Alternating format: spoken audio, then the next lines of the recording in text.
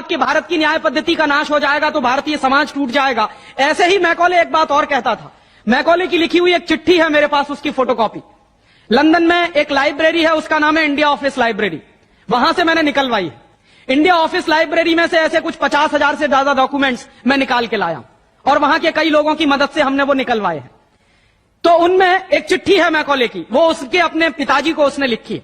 जब वो यहां ऑफिसर बन के आया है तो मैकॉले क्या लिख रहा है कि भारतीय समाज को अगर बर्बाद करना है तो भारतीय न्याय पद्धति बर्बाद करो। तो वो करने के लिए उसने आईपीसी बना दिया, सीआरपीसी बना दिया, सीपीसी बना दिया और बर्बाद हुई। दूसरी बात वो कहता था कि भारतीय समाज को बर्बाद करना है तो भारतीय शिक्षण पद्धति का नाश करो।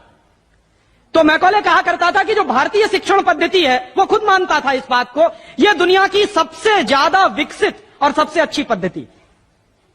क्या होता था, यहां गुरुकुल चलते थे, गुरुकुलों में विद्यार्थी पढ़ते थे और विद्यार्थी 20 साल तक 25 साल तक ब्रह्मचर्य का पालन करते हुए शिक्षा ग्रहण करते थे, संस्कार मिलते थे और वो संस्कार लेकर समाज में जाते थे।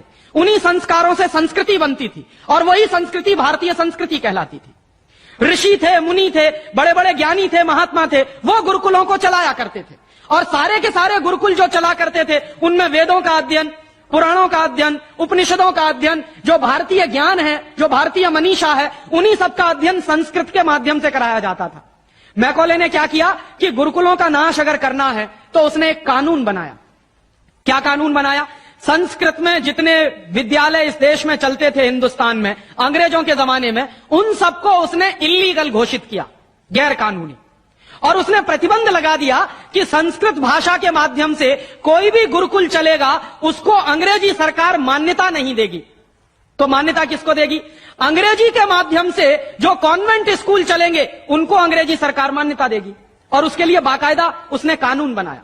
उस कानून का नाम है इंडियन एजुकेशन एक्ट। और यह इंडियन एजुकेशन एक्ट लागू हुआ 1858 में, आज से लगभग 140 साल पहले।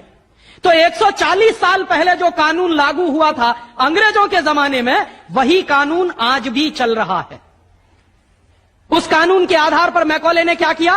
संस्कृत के माध्यम से चलने वाले गुरुकुलों को बर्बाद कर दिया, कानून बना के उनको बंद करा दिया। जो उनमें अध्यापक होते थे, गुरु होते थे, उनको मार पीट कर अंग्रेजी सरकार जेल में बंद करती थी। जो विद्यार्थी अध्ययन के लिए जाते थे उनको रोक दिया जाता था, उनका अध्ययन ना होने पाए उसके लिए समस्याएं खड़ी की जाती थी। और दूसरी तरफ कॉन्वेंट स्कूल चालू कर दिए और उसमें अंग्रेजी के माध्यम से शिक्षण देना शुरू किया।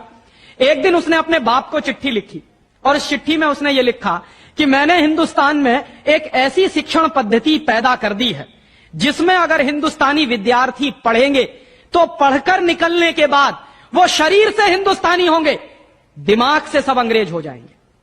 वो देख रहे हैं, अभी देख रहे हैं। तो शरीर से हिंदुस्तानी और दिमाग से अंग्रेज। तो मैकॉले दूसरी बात लिख रहा है उस चिट्ठी में कि जब वो शरीर से हिंदुस्तानी और दिमाग से अंग्रेज हो जाएंगे तो अंग्रेजों के हिसाब से सारे काम करेंगे। और वो विद्यार्थी जब कॉन्वेंट स्कूल में से निकलेंगे तो सबसे ज्यादा गालियां भारतीय संस्कृति को देंगे, सबसे ज्यादा गालियां अपने मां बाप को देंगे। कैसे? मॉम और डैड कह के। डैड माने होता है मरा हुआ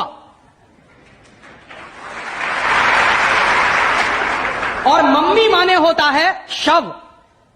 इजिप्ट में आप जाइए, मिस्र एक देश है, वहां पे ममीज कहा जाता है किसको? मरे हुए आदमी के शव को। तो हमारी मां हो गई मम्मी और पिताजी हो गए डैड।